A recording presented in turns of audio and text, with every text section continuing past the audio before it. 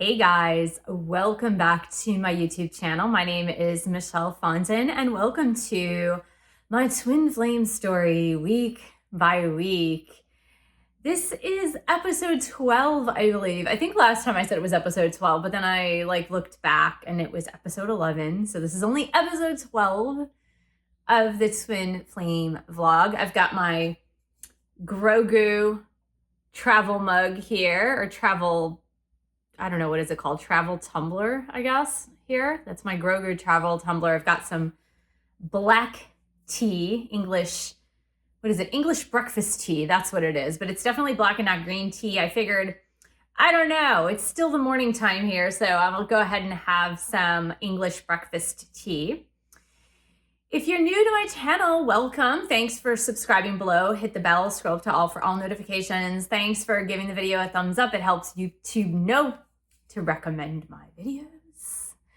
So I am back with another twin flame story week by week. This is the vlog. I'm going to call this vlog Finding the Space, or Holding the Space rather. Holding the Space for Unconditional Love. So you might be wondering why I decided to call the vlog Holding the Space for Unconditional Love. If you haven't noticed, if you haven't been in the world is a rather crazy place at the moment. In fact, the world has actually been a crazy place for the past 2 years or so. You know, the world was crazy before, but I think it's gotten, the level of crazy on Earth has been escalated to a whole other level of crazy. And so that's been going on for 2 years. And if you haven't been around in the past few months, I don't know, maybe you were on another planet, maybe you were living on Mars, I don't know. But the world is insane. And it's only going to get crazier. By the way, if you consult the astrology, it's only going to get a lot more insane, and it's gonna stay insane for a while as we're going through this human transition of things, as we're going through this transition in humanity, as we're going through this transition in time, as we are changing seasons, if you will, as humans. So things are not going to get better. Let's just put it that way. If you're looking for things to get calmer, more serene, peaceful, better on the outer world, not gonna happen. It's just not gonna happen. So when I say holding the space for unconditional love, I'm speaking to myself and the reasons why I do the things that I do, the reasons why I say the things that I say. Because in all honesty, the entire world could be complete chaos, and it often is. But only you are responsible for your inner world. Only I am responsible for my inner world. I can't control what's going on out there. The only thing I can control is what is going on in here. That is the only thing I can control. Obviously, it's insanity to try to think that you can control the things that are going outside of you. That's insanity, because you can't. You can only control your inner world. And when I speak about holding unconditional love, I'm speaking about me holding unconditional love, that space for myself. And then once I hold that space of unconditional love for myself, then I get to hold the space of unconditional love for those around me that are directly affected by my energy. Now, this is something that not many people know how to do. Not many people know how to do. I would say 97 to 98 of the human population does not know how to control their inner world. Now, it's super interesting because I want to give you an analogy here, because this is part of our big shift in humanity, is that the empowered are not going to be those who know how to argue well and hold up a good debate. Those who are really well educated in the intellectual sense of education. It's not going to be those people who actually hold all the power. It's going to be the people who have direct control over their inner world. What's going on in the inner world? Because so as is the microcosm, so as is the macrocosm, meaning that war, conflict, greed, chaos does not start out there somewhere. It does not start out there somewhere. It starts within. And if you can't manage your inner world, if I can't manage my own inner world, then I'm going to have a really hard time living in the outer world. So I want to like tie in an analogy here, because honestly, this is directly related to the twin flame journey. It is so directly related that if you're a twin flame, you cannot escape this reality. So I'm going to take a sip of tea. I think it's going to be super hot. The great thing about this Grogu thing, mug, tumbler, is that it does hold the liquids very hot. All right, I was able to take a little sip there, get my caffeine boost. So the analogy I want to portray to you, to give to you, is one of the twin flame journey. So if you really think about it, twin flames, yin and yang, masculine and feminine, polar opposites, but they're the same. Polar opposites, they are the same. The yin, the yang, the masculine, the feminine. Now, what most of us have learned on this journey is that if we cannot manage, balance our own yin and yang energies, our own masculine and feminine energies as separate entities, meaning divine feminine in a feminine body or a masculine body, but in a separate body, right? We're talking about the physical, the material body. So divine feminine in a physical body, balancing the masculine and feminine energies, and then divine masculine, male or female body, whatever, but in a physical body, another physical body, managing, balancing their own masculine, feminine energies, their yin and yang energies. Now, once both masculine and feminine twin flames have achieved the balance, they can then balance together, live together, perfect harmony. Now, nothing is perfection on the human plane, right? Nothing is perfection, but they get pretty darn close, right? So they get pretty darn close to that. But what happens when yourself as a twin flame is imbalanced on the inside, cannot manage your own masculine and feminine energies? What happens is chaos. And I'm sure you have seen this with your divine counterpart. When you don't have that balance within, a lot of conflict ensues with your divine counterpart. A lot of on again, off again stuff happens with your divine counterpart. A lot of push pull, runner chaser happens with your divine counterpart. So it all starts from within. The whole story starts from within. Now let's go ahead and bring this to the global stage of things. Let's bring it to the outer world. Because in some way, shape, or form, you as a person, me as a person, we have to live in the outer world. Whether that's going to the grocery store, dealing with children, grandchildren, dealing with teachers, mentors, bosses, corporations, whatever it happens to be, we are obliged in some way, shape, or form to interact with the outer world. Now, the outer world being what it is, in a state of elevating chaos, and that chaos not going to be less chaotic in the coming years to decade, we, as light workers, twin flames, can have a choice to rectify our inner world, because that is the only world we are actually responsible for. And if you don't believe me, study Zen Buddhism, study Buddhism. Like, honestly, there are so many Eastern philosophies that go to this core. The core is you create your outer world. You create your outer world. I don't care what you're saying about anything, anyone, anywhere. You create your outer world. I create my outer world.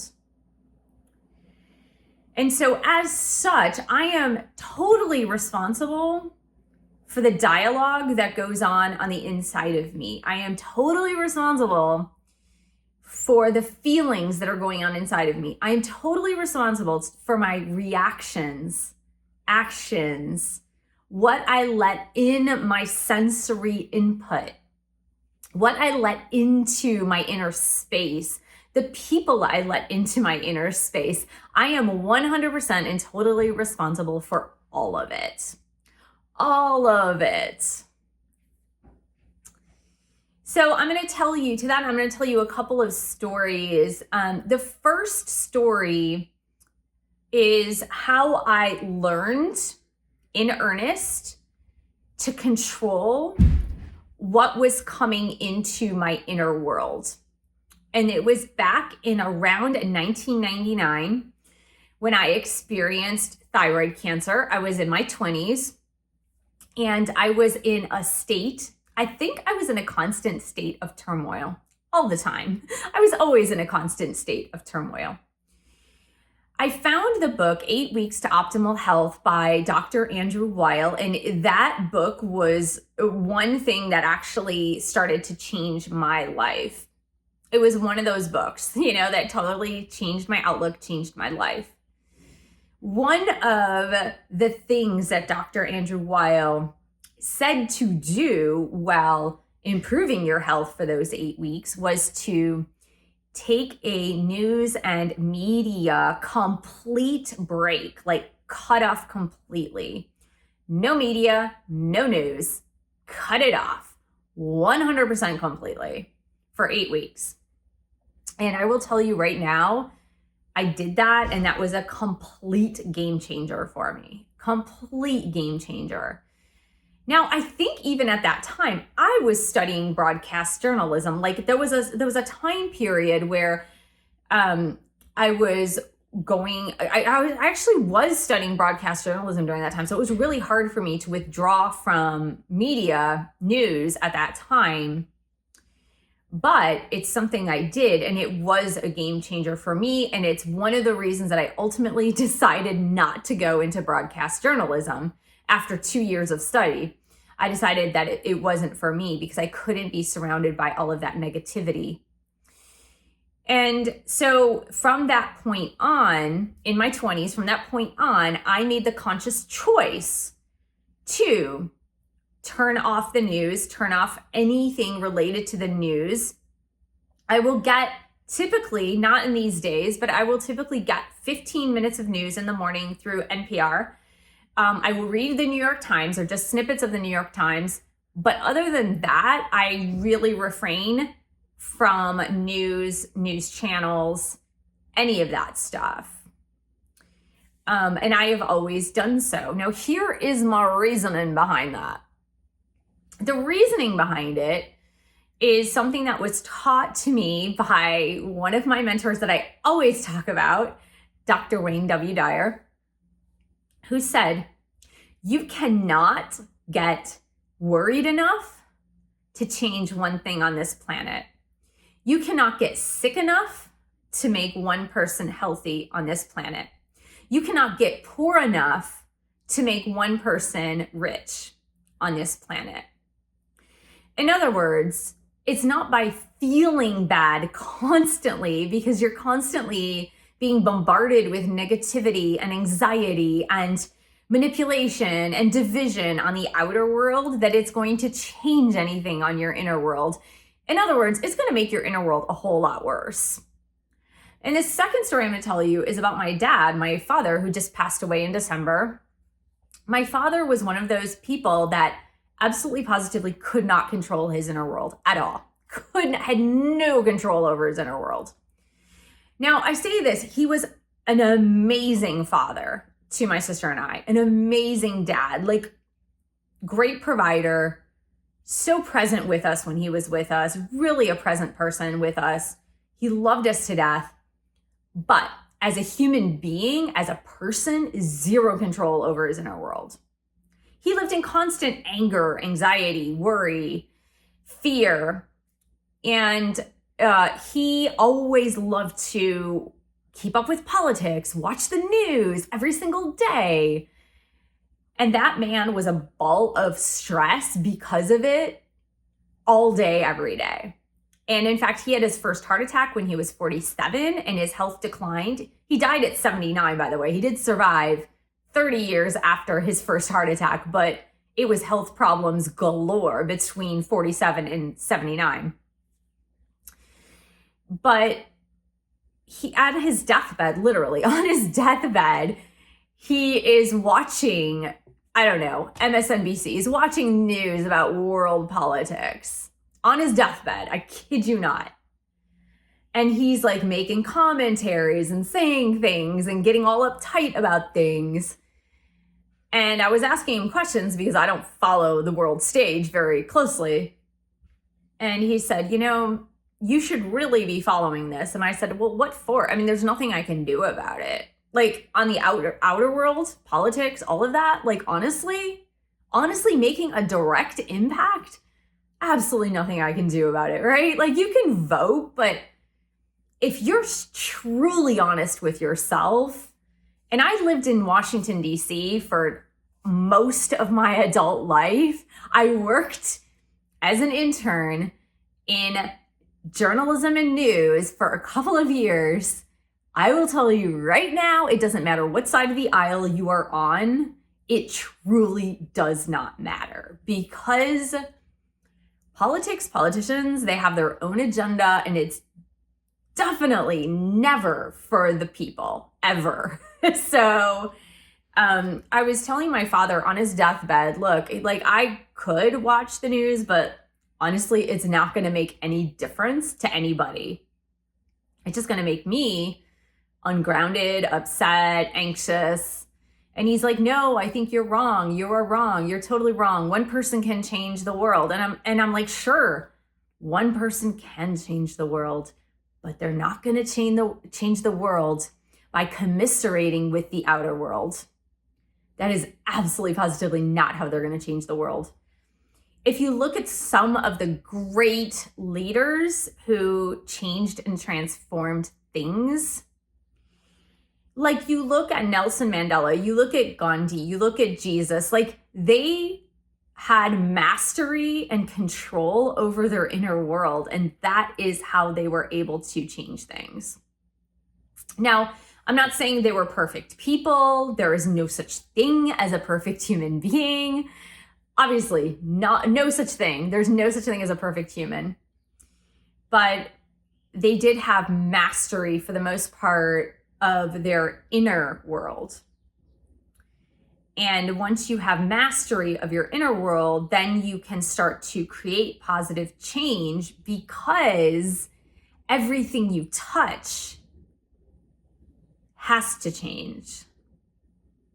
And like I said, not many human beings are able to master this. Not many human beings are able to truly balance and master their inner world.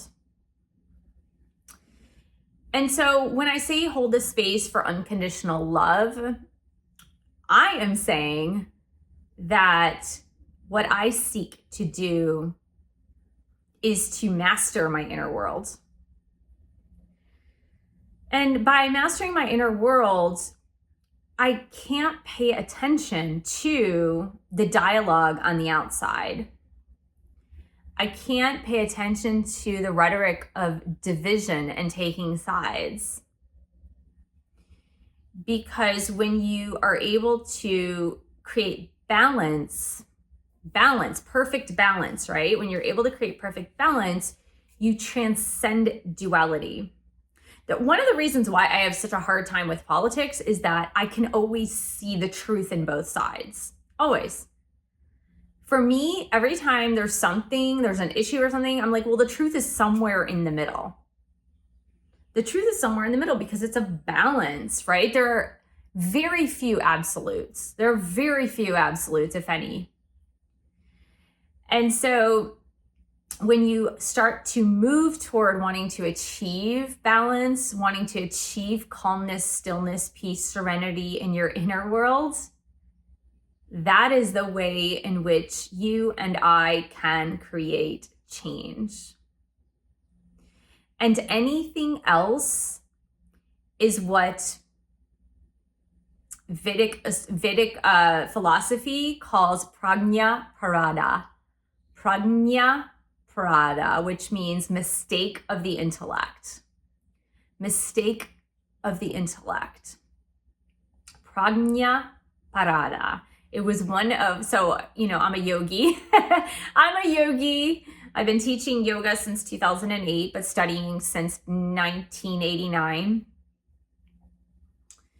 Prajna parada is one of the Vedic concepts of saying, like, don't let your intellect fool you.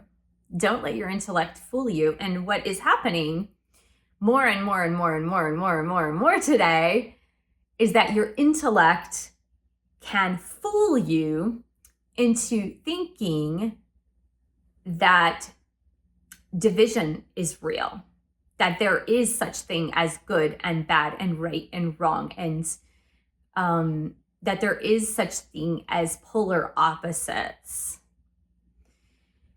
When you create and reach a perfect balance, then you get to transcend duality. You get to transcend the black and white, the light and the dark. You get to transcend all that. And you reach a much higher space. Because transcendence exists beyond duality. And so when you exit from the narrative, when you exit from the he said, she said, they said, they're good, they're bad, they're right, they're wrong, this side is right, this side is wrong, when you transcend that, you begin to see that it is all one. It is not so starkly divided. And the problem, the issue that many of you are going to have listening to this is that you are so steeped in prajna parada that the intellect is going to continue to tell you, I need to take sides. The intellect is going to tell you, if I don't pay attention to politics, if I don't pay attention to the media, if I don't pay attention to the news, if I don't care about what's going on in the world stage, that means that I'm not a caring person, that means I'm not a loving person, that means A, B, C, D, or E. And it's simply not true. It's just what your mind is telling you. Because your mind, who tells you, if I don't do A, then B, then that's still you trying to maintain a sense of polarity, right? Because what your mind is telling you, if I don't do all of these things, then I am a bad person. And if you're a bad person, then who is a good person? Again, the polarity, the light and dark, the bad, the good, right? So you're still steeped in that polarity. It's when you can say that I am neither good nor bad, I just am. I just am. And I'm going to take the time to just be. And I'm going to take the time to calm my inner world, to rectify my inner world, to notice when I get irritated, when I get mad, when I get upset, when I want to judge, when I want to take sides. I'm just going to notice that. I'm going to become the observer of that. And I'm going to observe, and I'm going to know. I'm going to have this inner knowing that all of this inner conflict, all of this inner turmoil inside of me that starts with me, it's showing me what the outer stage looks like, right? Because we're all just a projection. We are all just projecting to the world stage. So, that being said, if enough of us reach this sense of inner peace, inner balance, then the reflection of the world stage will become peace, balance. But as long as there's turmoil in you, and as long as there's turmoil in me, the outer world will have turmoil. That's the way things work, folks. Not making this stuff up. This stuff has been in philosophy for thousands and thousands of years. I didn't make it up. So when you hold the space for unconditional love, when I hold the space for unconditional love, and continually remind yourself to hold that space for yourself first, you have to show yourself that unconditional love first. And then for the people in your surroundings themselves. And then when you go back into observation mode, you notice, where am I experiencing turmoil, upsetness, resistance, judgment, fear? And that's all the stuff that you and I need to still rectify, is that stuff.